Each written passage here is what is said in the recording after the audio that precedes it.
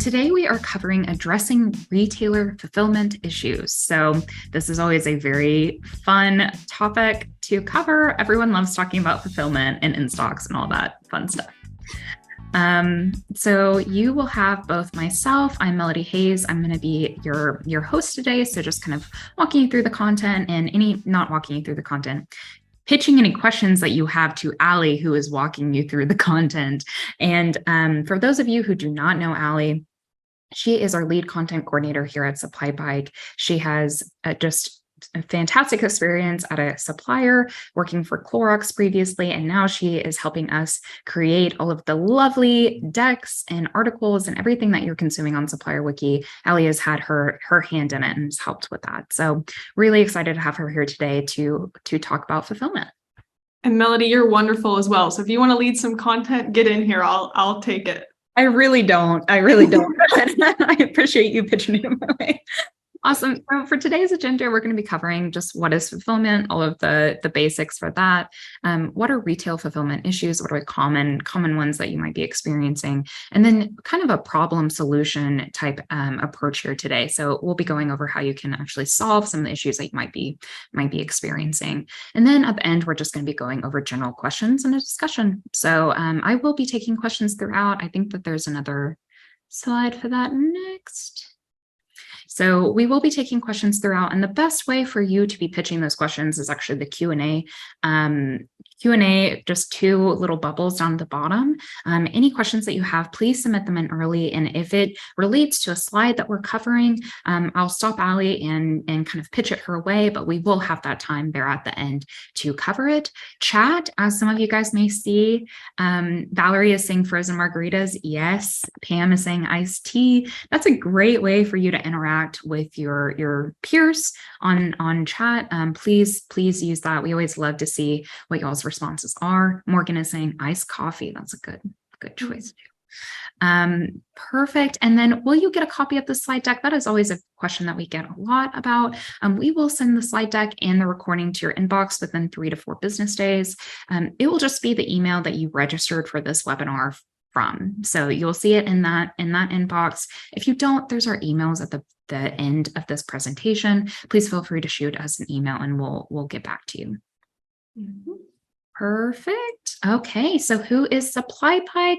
For those of you who don't know, SupplyPike, we're a software company. We're actually based in Northwest Arkansas. You can see Northwest Arkansas behind me. Some construction, but it's okay. We help retail suppliers, reduce any of the revenue loss they might be experiencing by either prevention as well as automation for the actual dispute process. So what that looks like is we do pure software. We help integrate with all of your systems, and then we can actually integrate with the retailer portals to actually help with that disputing. So there's a lot more information online. We also have fast pitches that I can share here in the chat if you're curious to learn more about our solutions. But that's kind of our only pitch that we have here for you guys today. We work with over 400 different CPGs and basically all of the categories. And one thing that our other host really likes to say is, these are some of the amazing suppliers that we work with, and we would love to add you to this list. So that's it. That's the only pitch we have for you guys today. And we'll go ahead and hand it off to Allie for the content. Great. Thank you, Melody, for that. And get your fingers ready, Melody, to send a lot of links in the chat because we've got a lot of ground we're going to cover with fulfillment, as well as we're talking about several different retailers. And I wanted to open up today's conversation to say we're going to go through fulfillment pretty broadly and from a generalist perspective, as well as the retailers. So we're really going to be relying on you all who have attended today to ask questions if you have questions about specific retailers. Again, today is going to be a little bit more Walmart based because that is the main retailer that we focus on, the questions we usually get from our attendees. So if you do have questions about Amazon and Target, Kroger, we are covering a little bit of that today. But again, it's going to be primarily from a Walmart context, which also kind of lends itself to working with the other retailers, because oftentimes if you're seeing it at a large retailer, an issue with fulfillment or any other of the areas in your supply chain, you're probably seeing it at a smaller retailer. So With that, let's get into a quick fulfillment overview.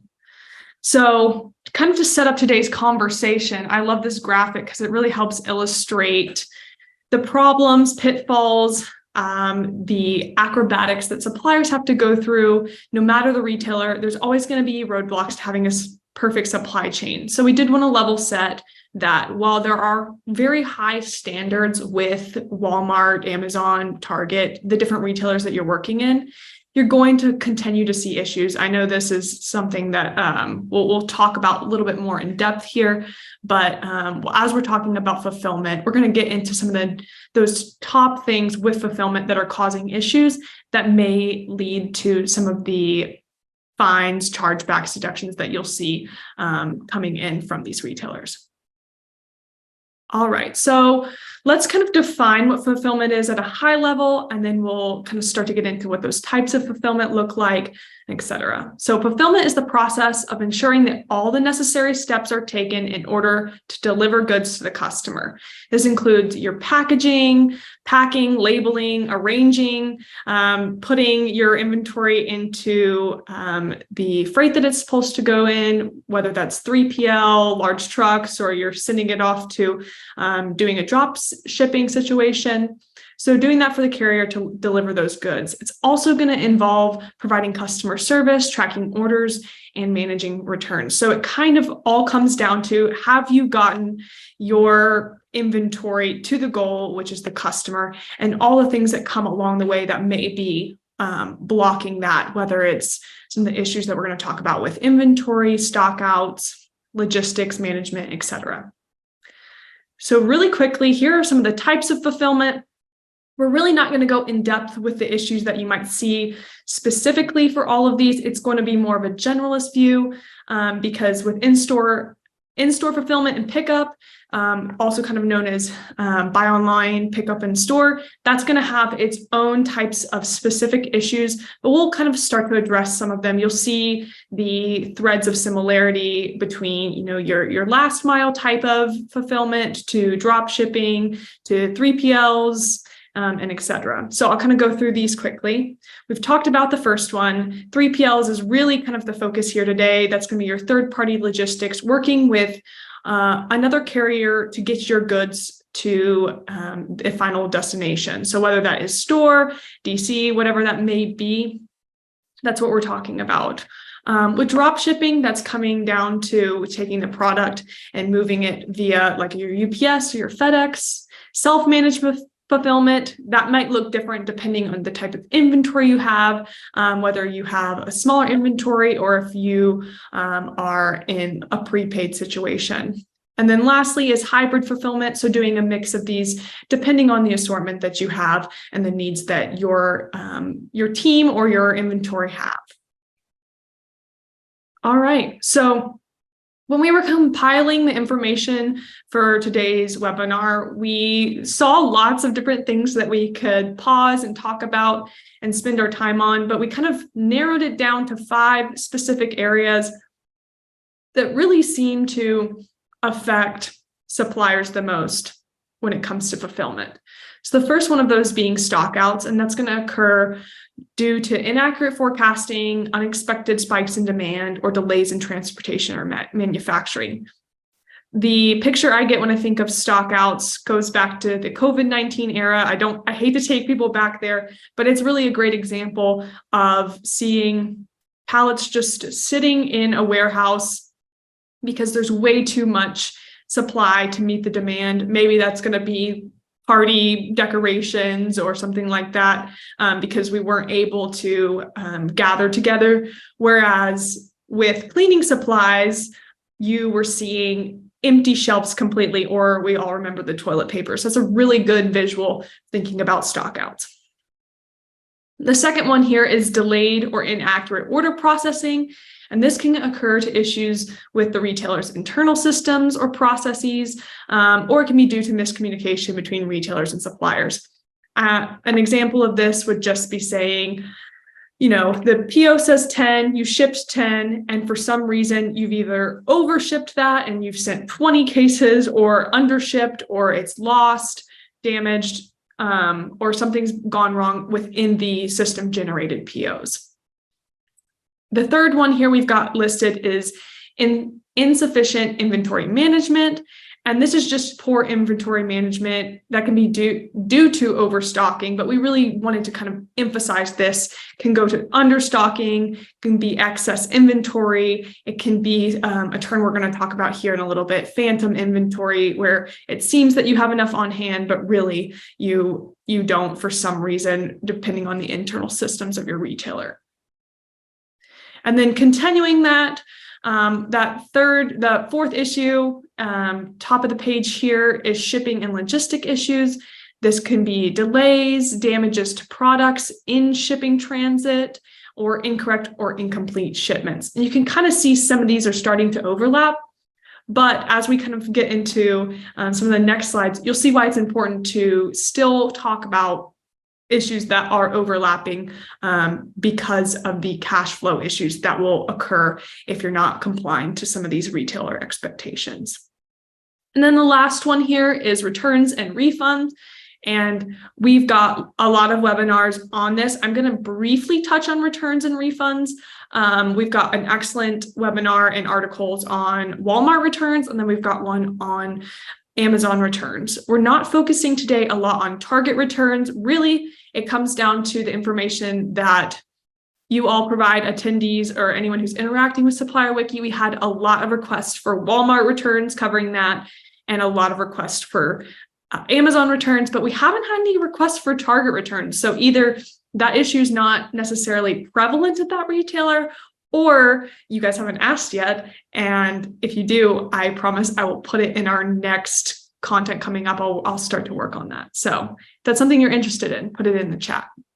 But before I leave this slide, returns are just going to be products that are returned frequently, whether that's customer-based or it's damaged, defective. We've got, a lot of information on that already. But what I want to say here is it's really going to depend on the type of inventory you have. If you're able to return it to store and have it back on the floor, or if the product is damaged once it's considered damaged once it goes to a customer. So this can also lead to additional costs and then overall reduced profitability for a supplier. So I've hinted a little bit on some of the roadblocks to cash flow. So we've talked about some of those root causes of what may be causing your fulfillment issues, but there's also going to be monetary fines attached to a lot of these issues. And that's what I want to kind of cover when it comes to overlapping too. So I might go back to this slide just to kind of continue to highlight this. We talked about shipping and logistic issues and how it kind of overlaps with some of the insufficient inventory management.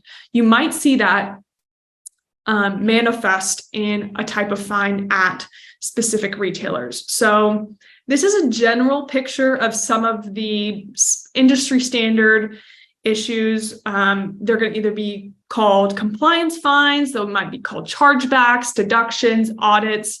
But this is just the larger picture of what might be blocking cash flow.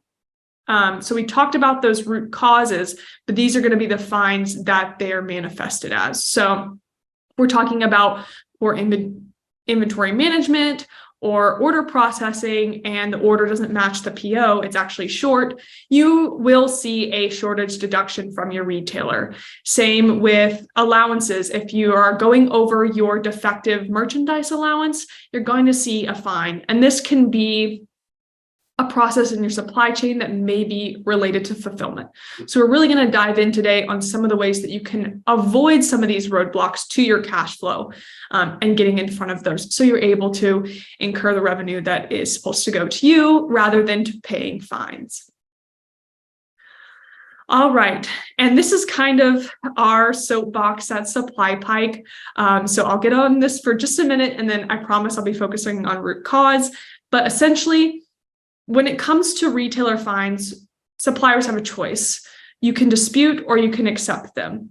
And oftentimes we talk to suppliers and it's kind of, there's not necessarily a moment where everyone is always understanding that you have these two options. It can feel like because of the sheer amount of these fines or the dollar amount, or just the lack of understanding that you can actually dispute these fines or that these fines could be invalid. And when I say invalid, I mean you're given a fine, let's say it's a shortage deduction from Walmart. You look at the PO, you look at the proof documentation, and you realize it's actually the responsibility of Walmart. It wasn't at the fault of the supplier. You can go in and fight that deduction, prove that it is invalid, and receive your money. So we really do want to make sure that suppliers know that they have a choice when it comes to accepting retailer fines. So for any of those fines, even negotiated ones with your allowances, you can claim that they are valid or invalid. So for valid fines, we're really going to focus on prevention. So saying that's a great lesson. Let's communicate that to the teams that this affects. Let's get to the root cause and make sure this is more of a one-off rather than a chronic problem. And then for invalid fines, kind of combine those words there, focusing on recovery. And that really just means putting the resources, time, effort, labor into earning that cash flow back that is attributed or pulled into the chargeback, the fine, or the deduction. And if you have specific questions on that, we'd love to answer them, but this is a lot of the content we cover. So we've got stuff on deductions, compliance fines, chargebacks, returns across the retailers that we are in. So that's going to be Walmart, Amazon, Target, and Kroger primarily. So before I go to the next section, did want to have a question for the chat, just so we can kind of level set what we should be talking about the most. What type of fulfillment issues cause your largest areas of concern, and what retailers are these occurring at?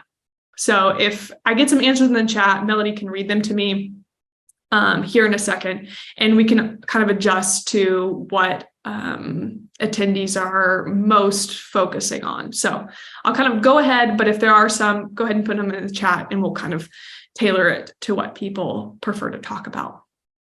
All right, so going back to kind of what we talked about, those 5 areas of root cause when it comes to fulfillment issues. The first one is inventory management, which is perfect to put at the forefront because we talk a lot about the full supply chain, and we've got some helpful information on item setup. We won't necessarily go into that, but managing your inventory can be a gray area for some suppliers because of the lack of single source of truth or information around inventory. So I know that this is a business based on numbers and understanding what's going on, but really sometimes data is stale or inaccurate, or we're not looking in the right places. So we're going to talk about that just a little bit.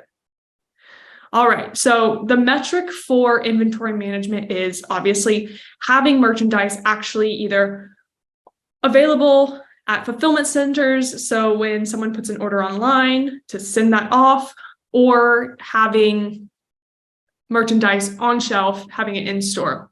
So an in-stock is going to be the measure of how many stores have physical products on hand that are ready to sell. And then just the simple example that we have listed here is if an item is in 1,000 stores and then about 956 of those have an item on hand, then the in-stock percentage is 95.6. And then when it comes to calculating in-stocks, again, this is just really level setting, making sure that you have the tools available to understanding your inventory management. We have current in-stock percentage, which represents the percentage of stores that have at least 1 unit on hand, and then current replenishment in stock, which represents the percentage of stores that have sufficient inventory to meet daily demand. And this one is a little bit more commonly used and generally preferred, especially in Walmart. So looking at that can be really helpful, especially when you're bringing that to your merchant teams that you're working with at Walmart. This is the kind of information that they want to see, especially if you're having an in-stock issue. And why does in-stock matter? Obviously, we want to have product on hand so that we can sell that product and generate a profit. If we're working backwards, if if you don't have the inventory on hand, you're going to have fewer people who are pulling your item off shelf and putting it in a cart, which means you're losing sales. So with Walmart, their goal is generally about 98.5, and that's really high. I know that Walmart has kind of seemed to ratchet that up, especially with they have other metrics that are at that 98%, like OTIF, but it may vary for other retailers. Really, when it comes to in-stocks, it's at the supplier and the retailer's best interest that it's at 100%. So again, I kind of talked about this already, but low in-stocks is going to equal lost sales, and the retailer is not going to be aligned to that, and neither is the supplier. So that's just a brief overview on why they actually matter, which I think we can all understand. All right. And then the second part of inventory management. So we've talked through what an in-stock is. We understand that it's important to have inventory on hand. We look at our replenishment. We're like, things look great, pulling those reports, but for some reason, something is still awry. That issue may be derived in phantom inventory, and that refers to when a product is recorded as on hand at stores, but it's not actually present. So what might be causing phantom inventory? Replenishment errors, so just having the incorrect information. Shrink, that's been a huge issue in a lot of retailers, namely Target has had a lot of articles out about shrink. So that's going to be either it's just kind of disappears. Oftentimes that comes down to theft, or it could be attributed to something being damaged. So that may be causing a miscalculation when you're coming to your replenishment and you're realizing, oh, this store has, lost a lot of product and we're supposed to have on hand, but for some reason it's gone. Kind of under that is improper handling of merchandise. That's going to be damages that might get sorted into returns if it's documented. But on the other side of that could be shrink. Something that that just came to mind from another webinar we had. We talked about settlement with Walmart and managing your excessive defectives. Something that some suppliers said was that stores were marking off full pallets as damaged rather than a couple items. So writing those fully off. And that supplier team actually was going and reviewing those physically by either taking pictures or having it sent back to them to kind of inspect the product to see. So it may be also an error at store of what should be still put on shelf and what shouldn't.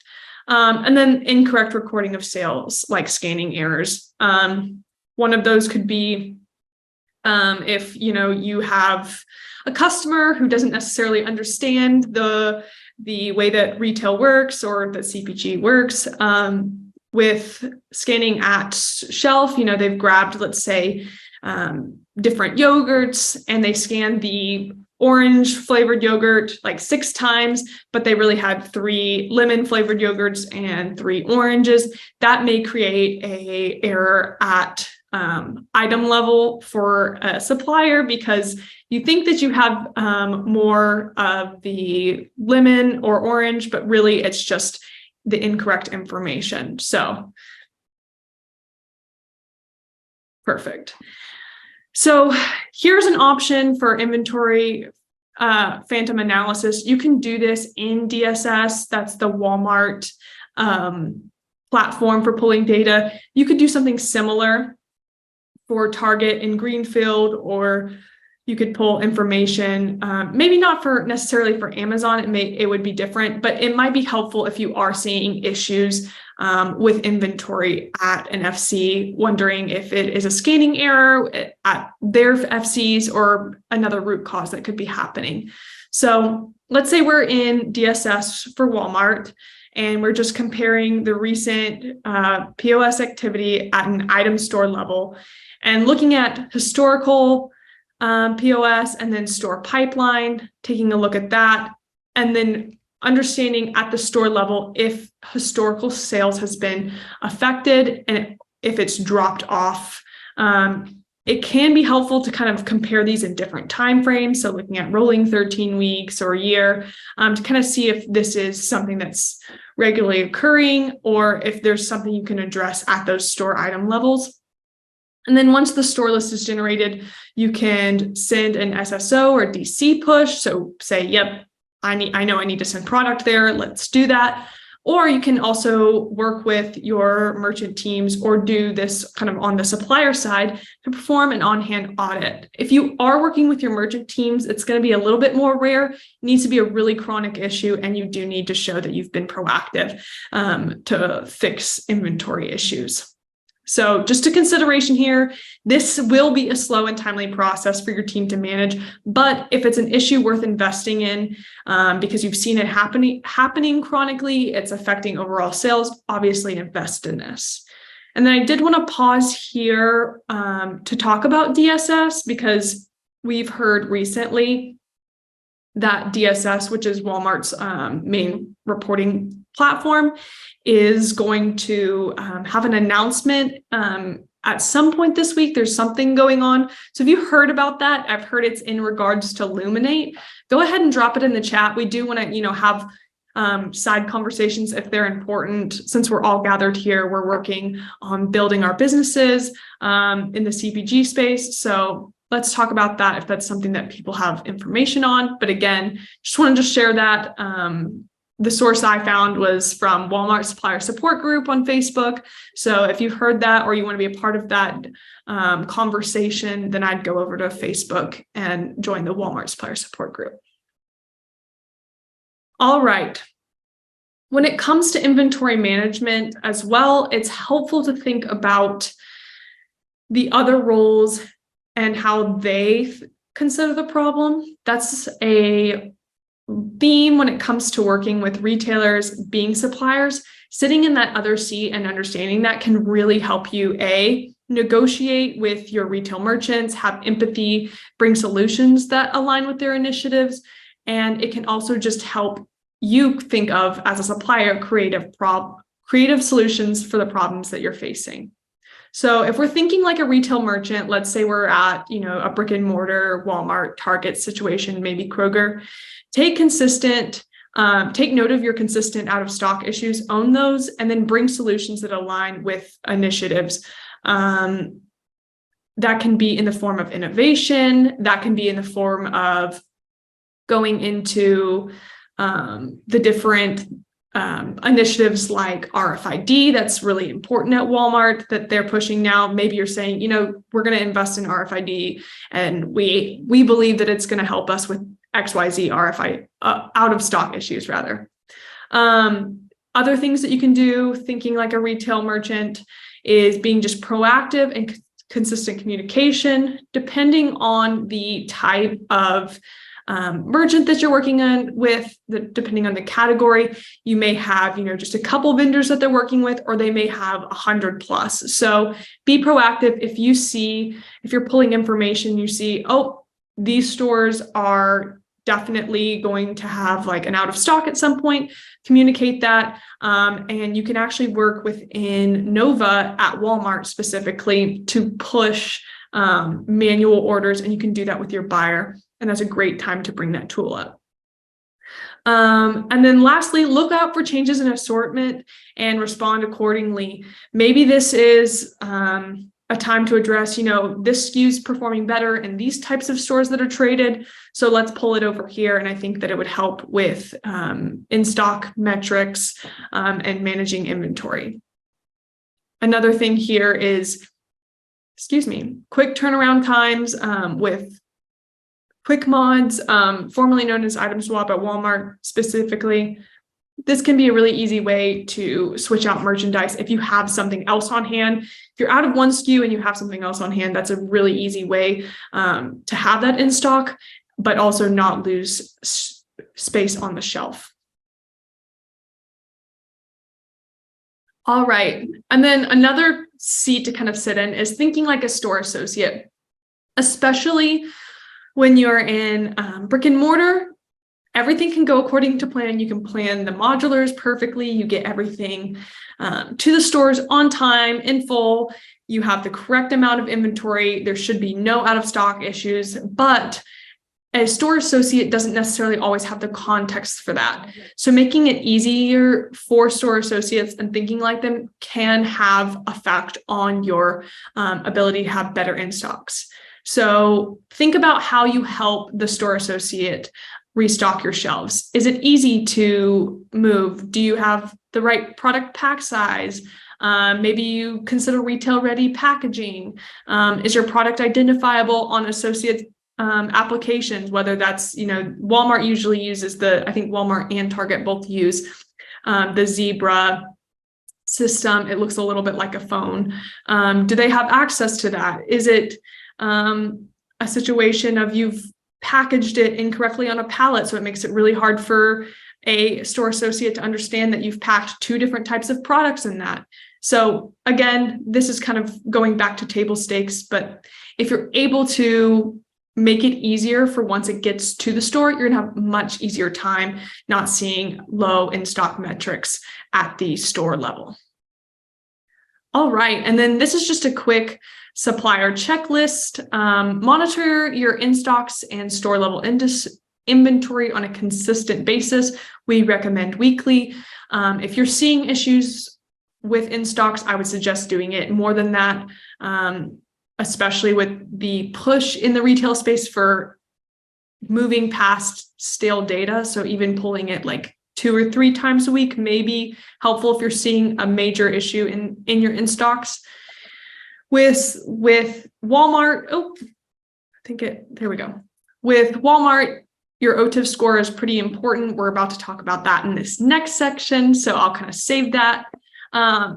With in-stocks, when they're below goal, do your best to quickly diagnose root causes. We covered some of them today, and bring those solutions to your Walmart team, your Target team, whoever you're working with, to get your expected get well dates to where you're going to be back on track.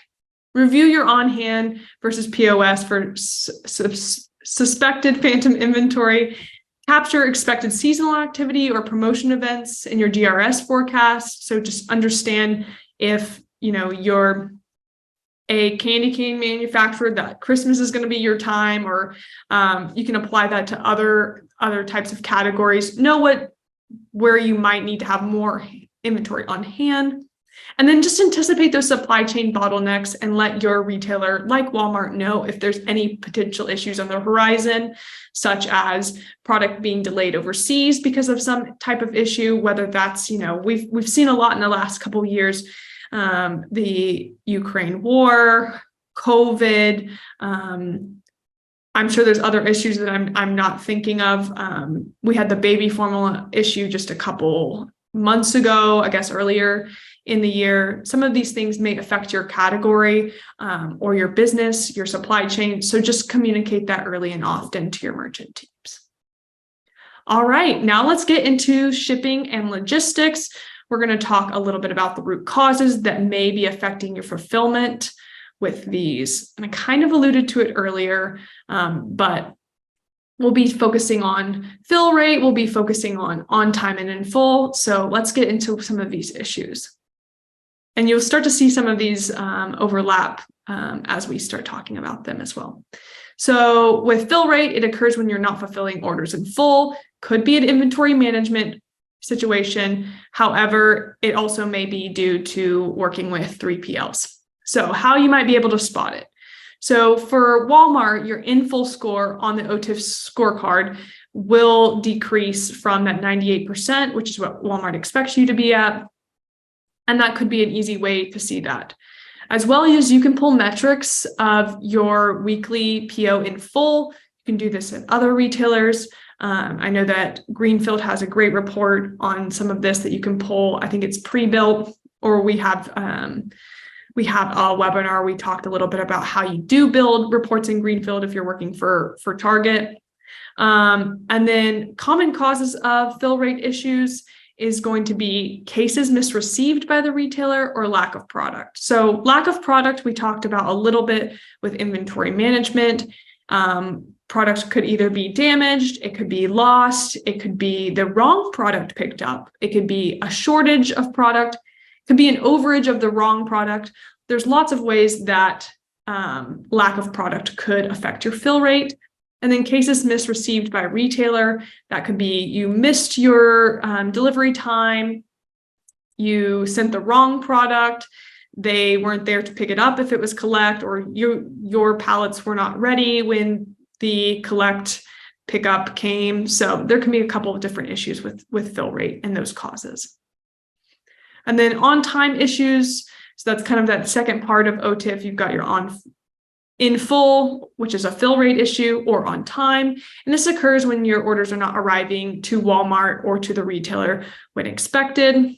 Again, you can look at this in specific reports. We're actually going to go into that here in the next couple sections. But for Walmart specifically, since we're tailoring it to Walmart today, you can look at your on-time score in the OTIF scorecard, or you can look at the weekly PO on-time report in DSS. And then some of the common causes to on-time issues are going to be your must arrive by date, or MABD, is not understood. Either there was a miscommunication with your carrier or with Walmart, or just a carrier failure. And that can really boil down to a miscommunication or failure to understand what was expected. And then just continuing on the topic of on-time issues, some things we want to note, kind of another supplier checklist, is be cognizant if you're shipping prepaid or collect. There's a different set of considerations for each. I know a lot of suppliers in August, especially with Walmart, and then Target did something similar with their collect program, switched from prepaid to collect, or collect to prepaid. And if you're doing that, there are a different set of rules that come with each, and they can change depending on retailer. So just make sure if you're switching the way that you're shipping your freight, that you're understanding all the context that comes with that. And then another note here is late is more important than early when it comes to in-stocks, and late equals early when it comes to OTIF. All right, and then a couple other things that could kind of overlap into your inventory management and your shipping logistics is forecast variance issues. This is going to occur when you're over or underselling your forecast. And you can look at that in a weekly forecast variance report that you can pull in DSS. There's also reports in Amazon, Amazon and Target that have these. We'll kind of go over that here in a minute. And then common causes of this may be your team wasn't aware of the event that was going on, or promotion that was happening. It could be seasonal, or it could be, rollbacks, pricing. The second point there, pricing is not properly accounted for, or then just a competitive action. You've got your competitor who's selling at a lower price, or doing a discount, or doing something else that is actually making you undersell the forecast and you weren't expecting. All right, some other forecast variant issue topics is, if we're talking about Walmart, they have a standard for forecast variance is about plus or minus 20%. That can kind of be leading for other retailers, especially brick and mortar, because they want to have, a good idea of what's happening, especially in store, because things can change differently and it takes a little bit longer if you're doing a situation where you're having to cross stock rather than if you're shipping to a fulfillment center. Other things with forecast variant issues, overselling forecast is actually more important than underselling forecast when it comes to in-stocks. And then lastly, underselling forecast is also important when it comes to modular life cycle. And we can kind of get into that more, but I do want to make sure I'm doing good on time. So I'm going to kind of go through this a little bit quicker than I am currently. So this is inventory allocation issues. We're going to skip past this a little bit, but you will receive the slide deck here in a couple of days. What I'd say here when it comes to inventory allocation, it can look healthy at a corporate level, but in stocks can still be poor. So we really recommend that looking at the item store level is the way to go to understand what's happening in stores, and maybe understanding why, the 10 plus stores at the bottom of your performance, if they have a similar root cause issue. All right, and then we're going to talk a little bit about returns. So this is pretty standard across the retailers that we're talking about today, but return fines can be the trickiest because there's lots of different reasons why a product may be returned, and that means there will be several different charges. So kind of calling back to what I talked about earlier, if there's a roadblock to cash flow, returns can be that. I know that there are allowances for returns. However, if you're seeing that you're going way over your allowance for returns, there may be a root cause that you need to address when it comes to either the return process or your supplier agreement, how you want to outline that.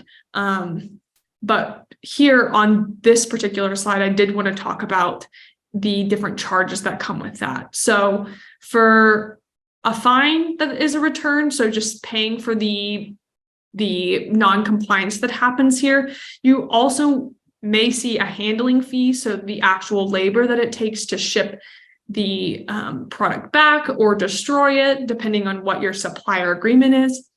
And then that last part there is the freight charge. So if it is being moved, the product's being moved somewhere, whether that's back to your facility or it's being moved to consolidation center, you may also be paying for that cost as well.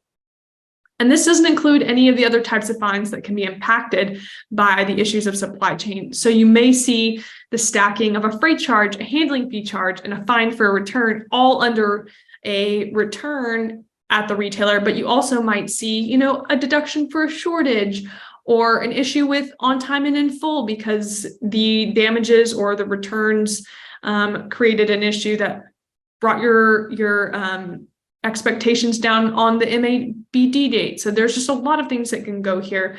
And I'm getting on my soapbox again about it, so I might just move on to the next slide. But again, just know that it will affect you in several areas possibly. All right. And then Amazon has a couple different return types. These are, again, pretty standard. We'll see some of the same ones when we look at some of the Walmart ones.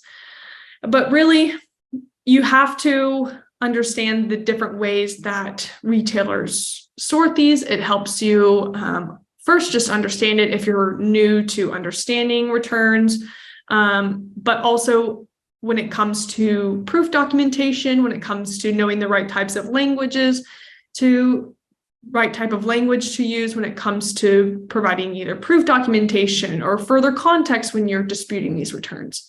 So with Amazon, there's a focus on damage-based returns. So that's going to be before, during, or after a customer receives a product, there's some sort of damage that is incurred. The damage can come from the customer. So after the customer received it, they open the box and they say, this is damaged, or this is not the right color that I ordered, so I'm sending it back. Your carrier could damage the return. We've all seen a really banged up Amazon package or pictures of pallets that are just destroyed in the carrier. That can be an issue, or vendor damage returns or warehouse damage returns. And that's more at the before part of the customer actually receiving the product. And then on the other flip side is situation-based returns, and that usually occurs more on the product type. So if we had a box of juice boxes, let's just say, if they're undamaged, but for some reason, the forecast variance was way over and you had just a surplus of the product left over, they might just be sent back. Maybe not with juice boxes, those probably have an expiration date. But to the other point, maybe they have reached their expiration date and they're overstocked, may have those sent back. Or let's say they get the pallet of juice boxes, it's in the right time, but they open it up and they've just been crushed or they're leaking. They would be returned for that reason as well. And then this is just kind of a picture of the different codes that are related to Walmart returns.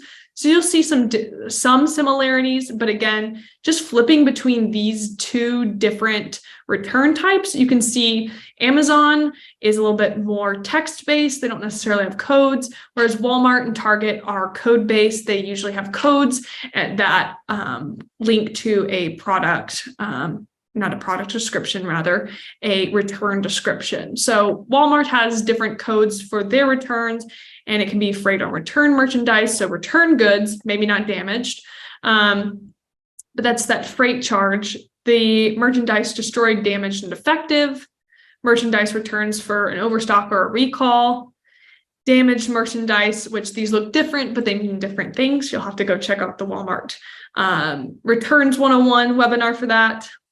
Code 94s are goods returned, defective merchandise.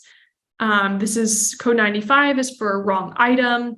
And then lastly, we've got your 97, which is the handling charge. And then the code 120, which is tied to the Walmart discretion program.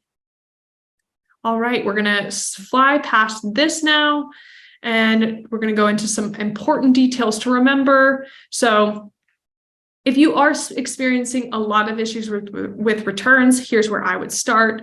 Look at your current percentage of your defective allowance. A defective allowance is going to be, your retailer says, okay, we understand things happen. You have X percentage to kind of incur for any of these types of return issues.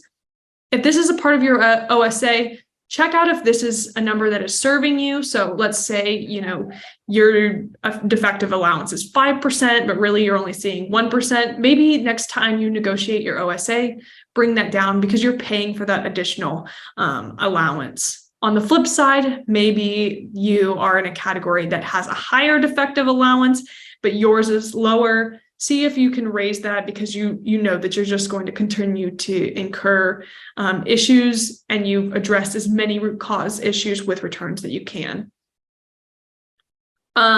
Second point here we have is just make sure you have the latest supplier address.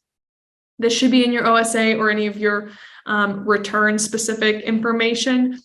You may have more errors and then incur more fines if you have an old address listed. Talk to your 3PLs when it comes to responsibility for defective merchandise fines, especially if you're seeing a lot of defective merchandise fines with your 3PLs, knowing how to pass that responsibility on, especially if they're accountable for the issues that are occurring. A couple other points here. Walmart will typically deduct the retail price of the item. This is Walmart specific. If you've seen it at other retailers, let us know, but I haven't necessarily found that. Walmart will typically deduct the retail price of an item, not the cost, to cover their lost revenue. So it's actually going to come in higher than what the cost is. So that's just another thing to remember when it comes to returns. And then lastly, packaging standards may cause returns. So go ahead and check out packaging standards at Walmart, Target, and Amazon, so you understand what kind of damages and fines you would receive if you're not addressing those compliance issues. All right, now let's get into the retailer specific solutions. We have about 5 minutes left, so I'm going to go through this a little bit quick.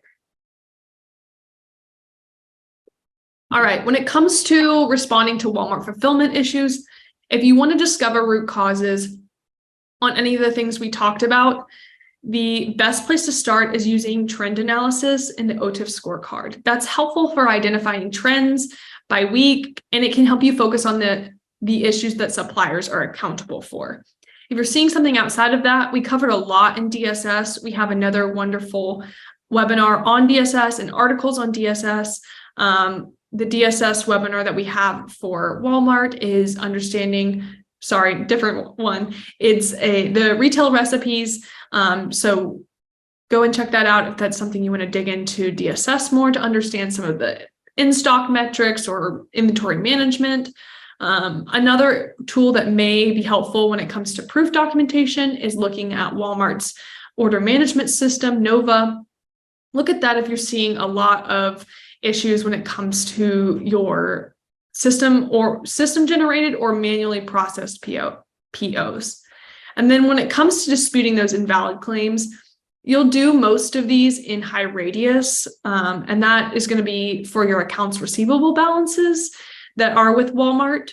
And you'll actually be sending those when you input them into the system to a dispute associate, and they will review that directly. And then usually the turnaround to getting paid back is about a month. So just make sure that you are checking that. And if you need to dispute again, you can actually do that with Walmart. They don't have a limit on the amount of times you dispute something necessarily. It's usually like a 3 strike and you're out, but you can actually even go back to older claims as well and dispute those. So highly recommend that if you're seeing a lot of Walmart fulfillment issues. All right.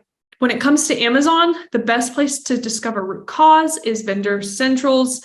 If you go into Vendor Central and you go under to the tab payments, the financial scorecard is really helpful for taking a look at the issues that may be occurring. Another one that I would suggest if you are in Vendor Central is the operational performance.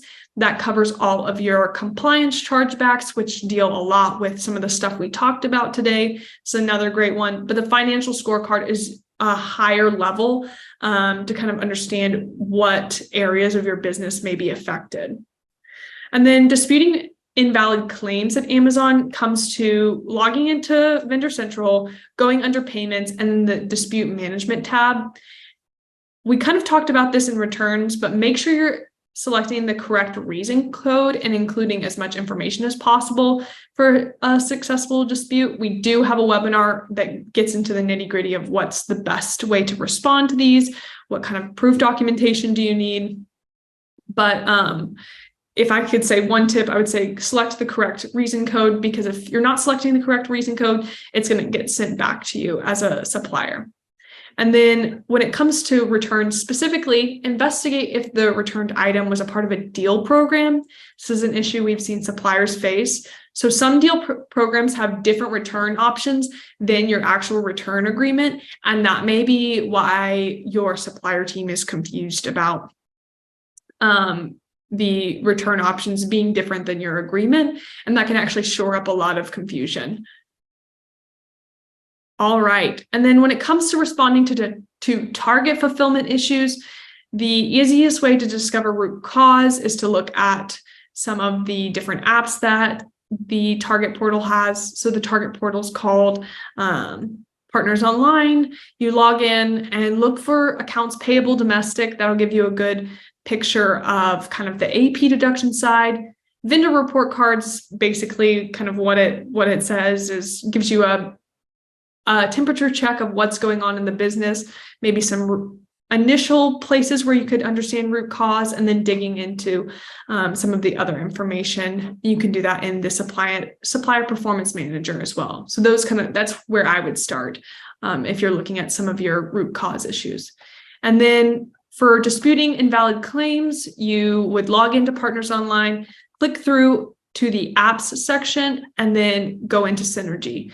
We have an upcoming webinar on Synergy. So if you're looking to dispute and you need help with your target dispute specifically, I'd go attend this webinar because we'll be covering that and kind of the quirks that comes with disputing at Target specifically.